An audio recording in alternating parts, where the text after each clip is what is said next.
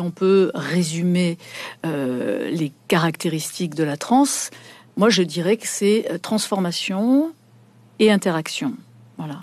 Transformation de processus internes qui sont plutôt dissonants, de traumas, de choses qu'on aurait traversées, qui n'ont pas été bien réparées. Et il y a bien sûr des processus d'auto-guérison qui semblent amplifiés, mais ça, il faut qu'on le démontre. C'est pour ça qu'on a mis en place ces études cliniques.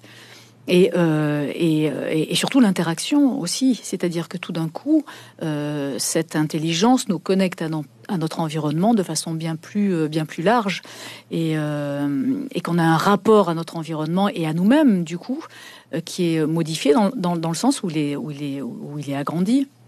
En fait, la prédominance de l'hémisphère gauche, là aussi, pour faire schématique, la prédominance de l'hémisphère gauche nous donne la notion d'égocentrage, de la personnalité, du jeu. Et on pense souvent que le je, c'est ce que je pense. Mais je, c'est aussi ce que je perçois. Et ça, on l'a oublié. Parce qu'on est tellement dans la pensée analytique, on est tellement dans le je pense, qu'on a oublié que je, c'est aussi ce que je perçois. Et donc, l'intérêt de ces intelligences, de ces états modifiés de conscience, c'est de nous faire comprendre à quel point on perçoit. Et qu'on perçoit beaucoup plus quand on est dans ces états modifiés de conscience. Alors, si on va un peu plus loin, on dit qu'on peut parler avec les arbres, qu'on peut parler quand on va se promener. Non seulement avoir un rapport différent à notre environnement, beaucoup plus ouvert, moins égocentré, mais il y a ces informations dont parlent les chamans au départ et qui, moi, m'avaient beaucoup étonné, ce monde des esprits, on se rend compte que c'est probablement tout un tas d'informations qui sont là dans l'invisible. Alors, on les voit pas, ce sont des informations, mais elles sont là. Et la transe nous permet de nous connecter à ça. Alors, parce qu'eux ont appelé ça le monde des esprits, mais effectivement, ça nous parle, ça nous dit des trucs qui n'arrivent pas forcément dans les oreilles, mais qui sont sous la forme d'évidence. Où tout d'un coup, on sent une émotion d'un arbre, de quelque chose. Si les arbres peuvent avoir des émotions, mais moi, j'en suis persuadée maintenant. Et donc, tout ce qui est autour de nous est vivant. Et c'est la magie de ces états-là, c'est de comprendre tout d'un coup à quel point quand on peut se mettre devant un arbre, un brin d'herbe, un escargot ou une chenille, on peut se mettre en transe devant ces êtres vivants et comprendre à quel point ils peuvent nous apprendre énormément de tout le vivant, et que la collaboration avec le vivant, elle devient naturelle.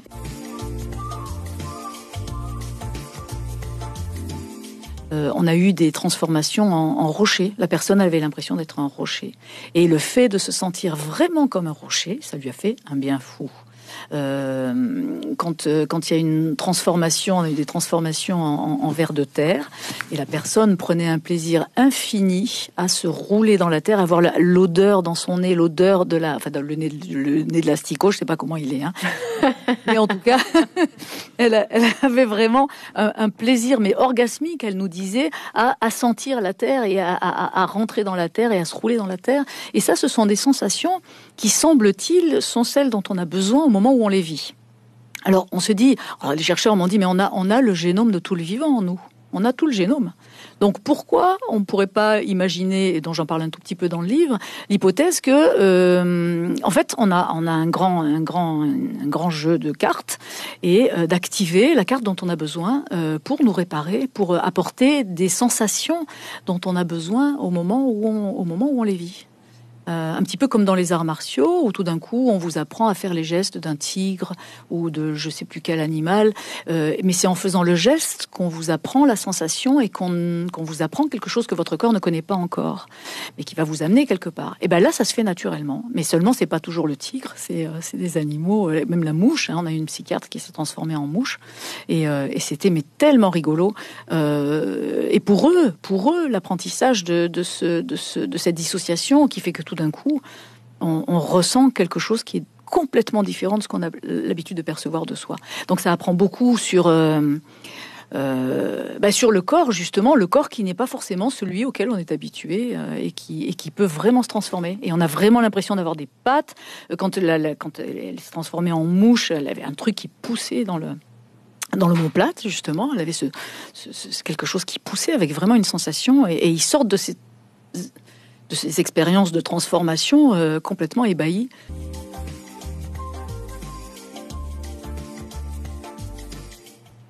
Oui, c'est ça, c'est le nom de mon arrière-grand-mère. Oui, qui était... il y a un petit village qui s'appelle Sombrun dans le sud-ouest et toute une partie de la famille est dans les Landes. Et l'autre est de l'Italie. Et pourquoi vous avez choisi ce nom ? Parce que j'aimais beaucoup cette arrière-grand-mère, comme on avait parlé, et que je ne savais pas quand j'ai choisi ce nom, qu'en fait ma mère m'a dit après qu'elle était considérée comme guérisseuse dans son village. Voilà. Est-ce que si c'est le cas, est-ce que quand on est en transe, est-ce qu'il est possible de communiquer avec les morts d'une part, et d'autre part, est-ce que votre grand-mère est venue vous rendre visite pour échanger avec vous sur ce que vous faites aujourd'hui, si elle était guérisseuse ? Non, pas ma grand-mère. Non, j'ai jamais eu de contact avec elle. Voilà, non. Et en revanche, avec d'autres personnes décédées, oui. Tous les transeurs. Alors, on ne sait pas avec quoi on est en relation, mais tous les transeurs qu'on a formés depuis, c'est un fait. On a tous un accès à la réalité qui est modifiée et un accès à des gens qui sont morts. Même à des vivants, hein. mais à des gens qui sont morts. On a fait une expérience à Verdun avec une artiste, avec Léa Lebricomte, que je raconte dans le livre aussi. Et ce qui se passe pendant cette expérience, c'est vraiment la découverte de présence d'un jeune homme qui est en train de mourir, un homme, un militaire dans un abri de la guerre à Verdun, et je comprends pas ce que c'est. En revanche, il se passe vraiment quelque chose. Il y a vraiment une interaction. Il y a vraiment quelque chose qui se passe avec des informations. Alors, il est difficile de les vérifier aujourd'hui. Sinon, le prénom de ce jeune homme qui arrive. Après, on voit les casques que j'ai vus, que je suis capable de décrire sur Internet. Donc, bon, on a quelques petites moyens de vérification, mais finalement, peu importe. On se dit peu importe dans la mesure où on le vit et qu'on n'aura probablement pas la possibilité de l'expliquer. Ça se passe avec la plupart des transeurs. Ces paragraphes-là, sur justement ces rencontres possibles, éphémères, avec des gens qui sont disparus, donnent quand même une couleur très tendre et très douce à la mort, en tout cas dans votre façon de l'écrire. Moi, ça a beaucoup changé mon rapport à la mort, dans le sens où on la vit plus comme une transformation.